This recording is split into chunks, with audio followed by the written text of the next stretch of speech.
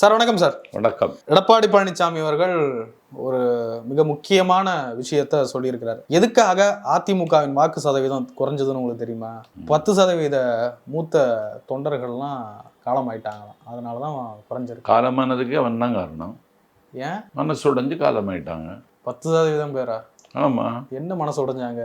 நம்ம மக்கள் தலைவர் எம்ஜிஆர் தொடங்கிய கட்சி நமக்கு ஒரு அரசியல் வாழ்வு தரும், அரசியல் வசந்தம் தரும், நமக்கு ஒரு அங்கீகாரம் தரும், நாம் சார்ந்திருக்கிற சமூகத்தில் நமக்கு ஒரு செல்வாக்கை தரும் அப்படின்னு நம்பி எந்த எதிர்பார்ப்பும் இல்லாமல் களமாடிய மக்கள் தலைவர் எம்ஜிஆர் ஏழை தொண்டர்கள் உடஞ்சிட்டான். மனசு நொறுங்கிடுச்சு. இந்த கட்சி நம்மளை காப்பாற்றாலும் பரவாயில்ல, இந்த கட்சியாவது உயிரோடு இருக்குமாங்கிற கவலை அவனுக்கு வந்ததுனால அவன் உயிர் போயிடுச்சு.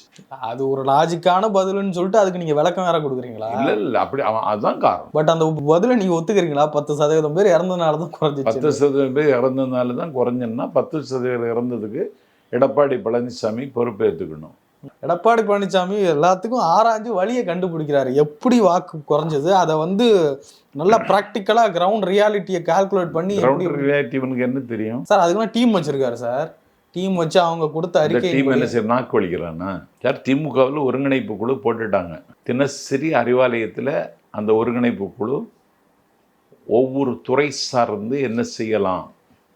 நேற்றுக்கு சுற்றுச்சூழல் அணி, ஒரு நாள் மாணவர் அணி, ஒரு நாள் இளைஞர் அணி, ஒரு நாள் விவசாய அணி, ஒரு நாள் வர்த்தக அணின்னு ஒவ்வொரு நாளும் அந்த நிர்வாகிகள் கூடி கலந்து நம்ம அணி சார்பில் என்ன செய்யலாம், வர்ற தேர்தலை ஃபேஸ் பண்ணுன்னு இப்போவுமே அவங்க ஆராய ஆரம்பிச்சிட்டாங்க. மந்திரி சபையில் ஒரு தலைகீழ் மாற்றத்தை உருவாக்கிட்டாங்க. அதை தாண்டி ஒரு 70 திமுகவில் புதிய சொற்பொழிவாளர்களை உருவாக்குவதற்கு ஒரு அறிவிப்பை வெளியிடுகிறார் உதயநிதி ஸ்டாலின். 70,000 பேர் அந்த பேச்சு போட்டியில் கலந்து கொள்ள வேண்டும் என்று மனு போடுகிறார்கள். எனக்கு தெரிஞ்சு உலக அரசியல் வரலாற்றில் ஒரு கட்சியில் சொற்பொழிவாளர்களை தேர்ந்தெடுக்கிறார்கள் என்று அறிவித்தது புதுசு. இது 70,000 பேர் பயிற்சி பெற விரும்புகிறோம் என்று அதில் பங்கெடுப்பதற்கு ஆர்வம் கொண்டிருப்பதும் தமிழ்நாட்டு வரலாற்றில் இது ஒரு புதுமை. நீ உன் சொற்பொழிவாளர் பூரா பிச்சை எடுத்துட்டு இருக்கான். இங்கே புதிய சொற்பொழிவர்களை தயார் செய்வதற்கு மாவட்டந்தோறும் கலைஞர் நூற்றாண்டு விழா பேச்சு போட்டின்னு சொல்லி இன்னைக்கு தொடர்ந்து நடத்திட்டு இருக்காங்க. உன்ட என்ன திட்டம் இருக்கு? கட்சியில நிதி இல்லை போல சார். கட்சியில நிதி இல்லைன்னு எப்படி உங்களுக்கு தெரியும்? கட்சியில நிதி இருக்கு. நீங்க சொன்னீங்களா உங்க சொற்பொழிவாளர்? கட்சியில நிதி இருக்கு சார். எங்க இருக்கு? நீங்க பாத்துட்டு வந்தீங்களா? ஏன் ஜெயலலிதா அம்மாவுக்கு வச்சுட்டு போன நிதி அப்படியே தான் இருக்கு. இப்ப எடப்பாடி பழனிசாமி அவர்கள் 40% இளைஞர்களை கட்சிக்குள்ள சேர்க்கறதுக்கு திட்டம் போட்டிருக்காரு. இளைஞர்கள் 40 இளைஞர்களா? 40% இளைஞர்கள். 40% இளைஞர்களுக்கு இப்படி வருவான்? இவனை நம்பி எதுக்கு வருவான்? எடப்பாடி பழனிசாமி சார். எடப்பாடி பழனிசாமி நம்பி எவங்க வருவான்? எருமை கூட வராது. இளைஞர்கள் எப்படி வருவான்? ஒரு திராவிட இயக்க தலைவர். அவன் இப்படி திராவிட இயக்கம்? அது அண்ணா திராவிட முன்னேற்ற கழகம் திராவிட இயக்கம் தானே? அண்ணா திராவிட இயக்கம். அதனுடைய தலைமையில் இருக்கிற அண்ணா திராவிட முன்னேற்ற கழகம் திராவிட இயக்கமா? திராவிட இயக்கத்துக்கு போர்க்குணம் ஏதாவது உன்கிட்ட இருக்கா? நீ ஏதாவது ஒரு மெசேஜ் சொல்றியா? நீ திராவிட இயக்கம்னா என்ன கிள்ளுக்கிறேன்னு நினச்சிக்கிட்டியா?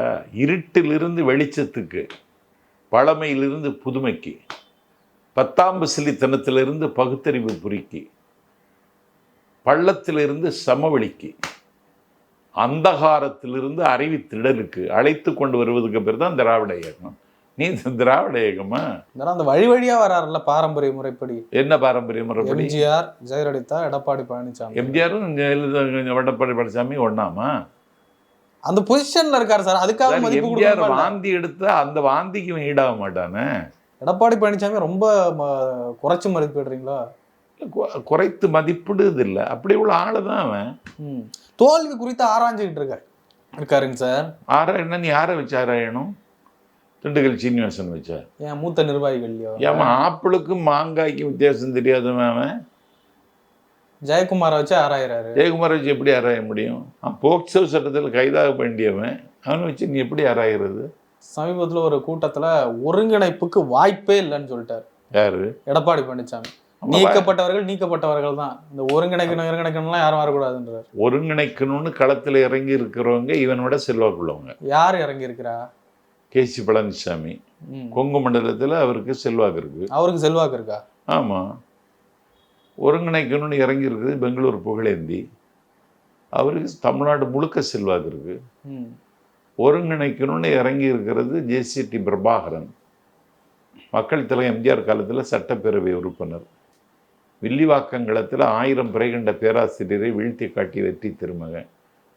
எடப்பாடி பழனிசாமியை விட ஊரறிந்தவர்கள், ஏடறிந்தவர்கள், நாடறிந்தவர்கள் அந்த 3 பேரும். உனக்கு என்ன செல்வாக்கு இருக்கு? கேசி பழனிசாமி எல்லாம் ஒரு ரோட்ல போறவருன்றாரு. அவன் ரோட்டில் தான் போகணும். ரோட்டில் எவன் போறான்னா அவன் தான் தலைவன். எடப்பாடி பழனிசாமி கேசி பழனிசாமி என்ன ஆக்குறீங்களா சார்? அது எப்படி? எடப்பாடி பழனிசாமியோட கேசி பழனிசாமிக்கு புகழ் இருக்கு. அப்படியா? செல்வாக்கு இருக்கு. பொங்கு பெல்ட்லையா? ஒரு நாடறிந்த முகம் தான் அவர். தோல்வி குறித்து ஆராய்ச்சிக்கிட்டு இருக்காரு. அடுத்த கட்டமாக கட்டமைப்பெல்லாம் மாற்றி இந்த ஐடி விங்கில் நல்ல போஸ்டர்லாம், ரீல்ஸ் எல்லாம் போட்டு, ஷார்ட்ஸ் எல்லாம் போட விட்டு நல்லா மக்கள் மத்தியில் அதிமுகவை பிரபலப்படுத்த சொல்லியிருக்கிறாரு. அந்த யுக்தியெல்லாம் எடுபடுமா? எடுபடாது. இன்னும் 2-3 நாள் கழிச்சா பேப்பர்லேயே செய்தி வராது எடப்பாடியை பற்றி. போராட்டம்லாம் நடத்துறாரு சார், ஆனால் பெரிய அளவு நியூஸ் தான் போடுறது இல்லை யாரும். என்ன போராட்டம் நடத்தணும்? அங்கங்கே இப்போ சட்டம் ஒழுங்குக்காக போராட்டம் நடத்துறாரு. எல்லாம் இப்போ 8ஆம் தேதி கூட ஒரு போராட்டத்தை அறிவிச்சிருக்காரு. நியூஸ்ல தான் யாரும் போடுறது இல்லை அப்படின்றாங்க. எங்களுடைய அதிமுகவினுடைய போராட்டத்தை யாரும் காட்ட மாட்டாங்க அப்படின்னு. காட்ட மாட்டாங்க. அப்படி ஒரு கட்சியே இல்லை. இல்லாத கட்சியை எப்படி காட்டுறது? திமுக மறைக்க முற்படுது. மறைக்கத்தான் முற்படுவாங்க. அப்ப எடப்பாடி பழனிசாமி வலிமையா இருக்காருன்னு தானே அர்த்தம். அவங்க வேலை அது. அவங்க அப்படி செய்யத்தான் செய்வாங்க. பெரியவனை பூச்சொண்டு கொடுத்து தூக்கி பல்லக்கில் உட்கார வைப்பாங்களா? ஆமாம், மறைக்கத்தான் செய்வாங்க. எடப்பாடி பழனிசாமி அவர்கள் ஒரு எதிர்கட்சி தலைவராக செயல்பட்டு இருக்காரு. ஆனால் சில ஊடகங்களில் வர அந்த கணிப்புகள்லாம் 2026 இளைஞர்களை சுற்றி தான் இருக்கும். இளம் தலைவர்கள்னா உதயநிதி ஸ்டாலின், விஜய், சீமான், அண்ணாமலை இப்படி இருக்குன்றாங்க. அதிமுக கணக்கில் எடுத்துக்க மாட்டாங்க எடப்பாடி பழனிசாமி கணக்கில் எடுக்க மாட்டாங்கங்க. அதிமுகவுக்கு இன்னொரு தலைமை வந்தால்தான் அதிமுக கணக்கில் எடுத்துக் கொள்ளப்படும், கருத்தில் கொள்ளப்படும். எடப்பாடி தலைமை தாங்குகிறவரை அந்த கட்சி இருக்காது என்பதை விட இயங்காது. எடப்பாடி பழனிசாமி தவிர்த்து யாருக்கு அந்த தகுதி இருக்குன்னு நினைக்கிறீங்க? யாருக்கு? வைகை செல்வனை கூட தலைமை தாங்க சொல்லலாம்.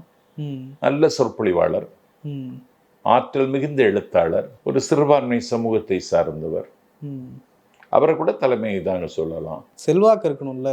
அவர் எடப்பாடி பழனிசாமியோட செல்வாக்கு. யாருமே பேச மாட்டாங்க பாத்தீங்களா? யாரும் எதிர்த்து கூட பேச மாட்டாங்க எடப்பாடி. எதிர்த்துக்குன்னு செத்த கழுதைக்கு மேலே எத்தனை கழுதை ஏறனா என்ன, இவனை போய் என்ன செய்ய அப்படின்னு எல்லாரையும் எரிச்சல்ல உட்கார்ந்துருக்காங்க. ஓபிஎஸ் சொல்றாரு வேலுமணி அவர்கள் ஒருங்கிணைப்புக்கு முயற்சி எடுத்து வருகிறார் அப்படின்னு சொல்றாரு.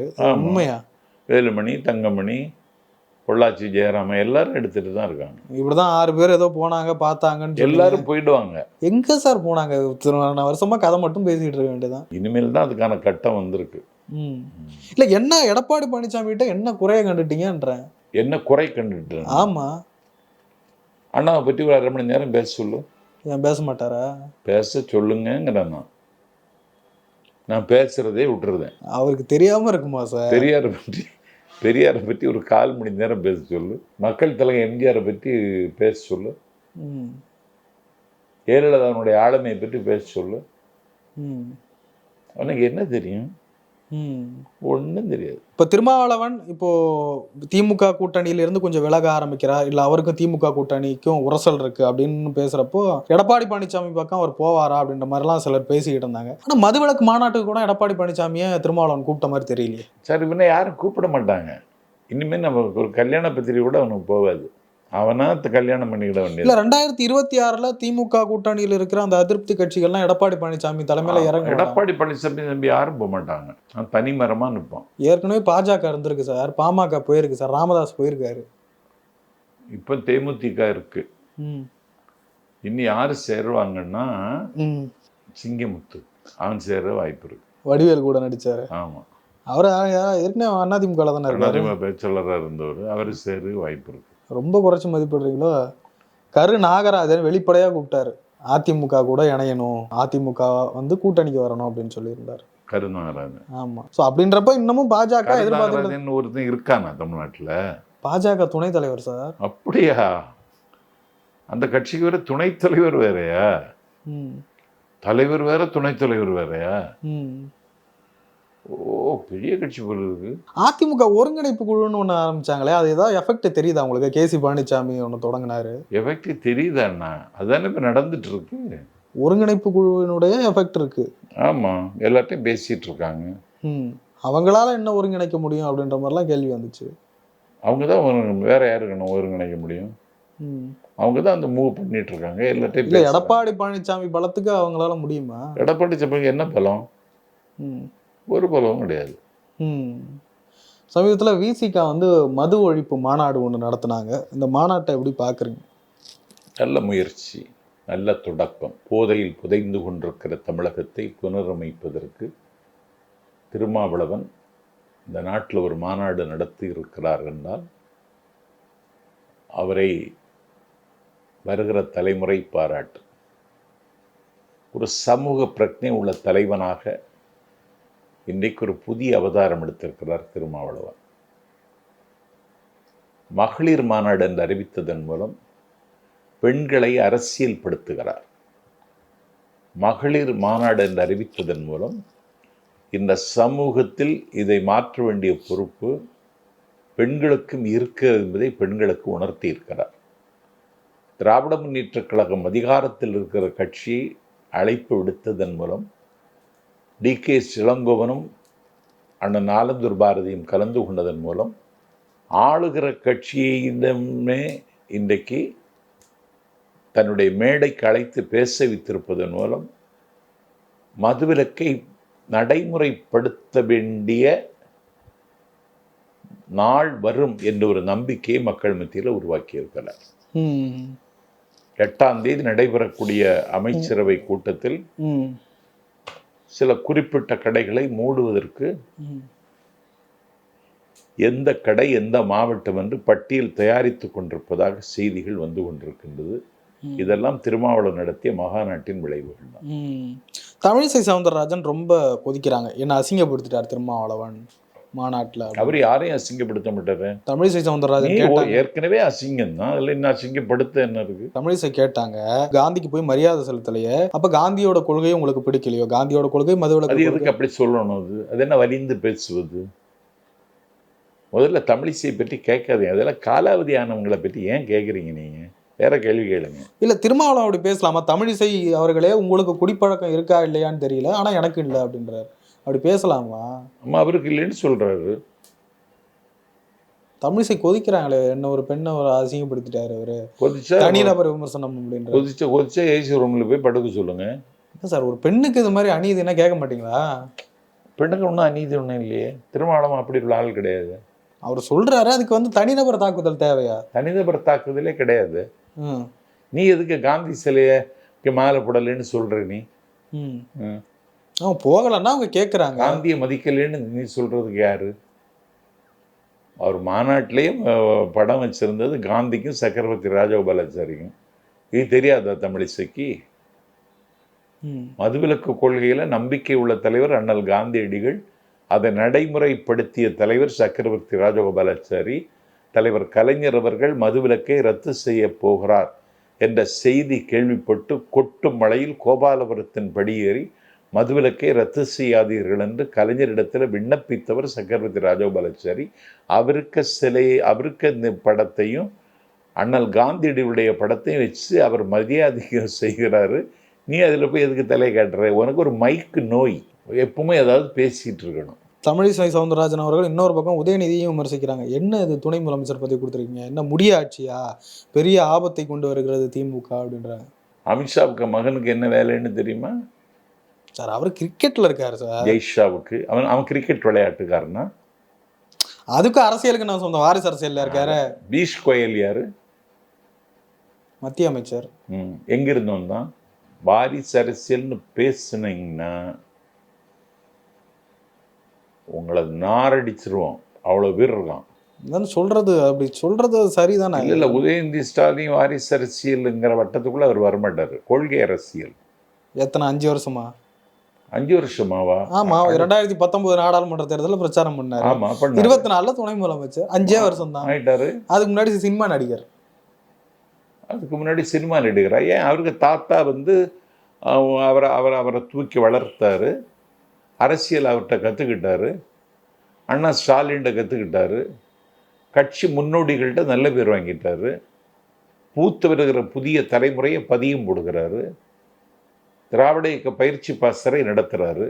முரசொலியில் பாசறை பக்கம் என்று கடைசி பக்கத்தில் தீர்ந்து போகாத திராவிட இயக்கத்தினுடைய பரிணாம வளர்ச்சியை யாருக்கெல்லாம் அதில் பங்கு இருக்குங்கிறத பட்டியலிடுகிறாரு.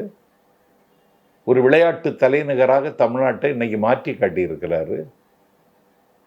இதை விட என்ன தகுதி வேணும்? இருந்தாலும் மக்கள் மத்தியில ஒரு முகசுளிப்பு ஏற்படாது. அதன் கட்சி ஒத்துக்கிட்டா மக்கள் ஒத்துக்கிடுவாங்க. இன்னொரு பக்கம் செந்தில் பாலாஜியை அமைச்சராக இருக்கீங்க. ஒரு ஊழல் வழக்கு, அதாவது பண முறைகேடு வழக்கு, லஞ்சம் வாங்கிய வழக்கு. அந்த வழக்கை முடிச்சது நீ எதுக்கு தோண்டுன? நீ ஜாமீன்ல தானே வந்திருக்காரு. இப்போ எதா இருந்தாலும் இன்னும் தீர்ப்பு வரல. குற்றம் சாட்டப்பட்டவர். ஆமா, ஆமா, ஜாமீன்ல வந்து குற்றவாளி இல்ல, குற்றம் சாட்டப்பட்டவர். கையெழுத்து போடணும் அமலாக்கத்துறை.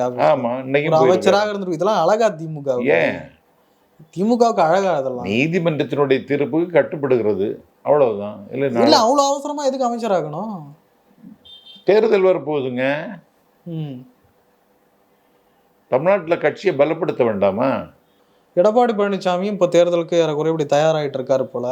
உட்கட்சி பிரச்சனையே அவர் கொஞ்சம் கண்டுக்கிற மாதிரி தெரியல. உட்கட்சியில பிரச்சனையே இல்லைன்ட்டு அவர் வேற ட்ராக்ல போயிட்டு இருக்காங்க. சசிகலா ஒன்றும் பண்ணலை, ஓபிஎஸும் ஒன்றும் பண்ணலை. என்னதான் ஆகும்னு நினைக்கிறீங்க அதிமுக? போகிற போக்க பார்த்தா சசிகலா அதிமுகவுக்கு தலைமை தாங்குற இடத்துக்கு வருவாங்க. எடப்பாடி பழனிசாமி இப்போ எங்கே போவார்? அவர் இந்த ஒரு தனியாக ஒரு கட்சியை வச்சு.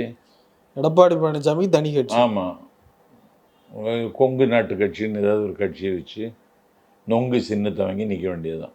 எடப்பாடி பழனிசாமியை ரொம்ப கீழே மதிப்பிடுறீங்க சார். அவனை சாக்ரட்டிஸா அரிஸ்டாட்டிலா? சும்மா சார், நிறைய விஷயங்களை பகிர்ந்து முடியும். ரொம்ப நன்றி.